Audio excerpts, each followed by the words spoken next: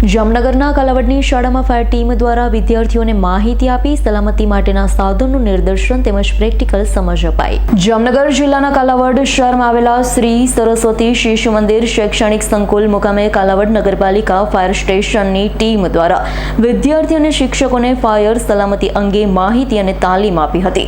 Fire સ્ટેશનના વિભાગમાંથી પ્રદીપભાઈ ગઢવી અને તેની ટીમ દ્વારા સલામતી માટેના સાધનોનું નિદર્શન તેમજ પ્રેક્ટિકલ સમજ આપી તેમજ લાગેલી આગથી કેવી રીતે બચી શકાય તેમજ અગ્નિશામક સાધનનો કેવી રીતે ઉપયોગ કરી શકાય તેની ખૂબ જ વિસ્તૃત અને બૃહદ સમજ આપી હતી।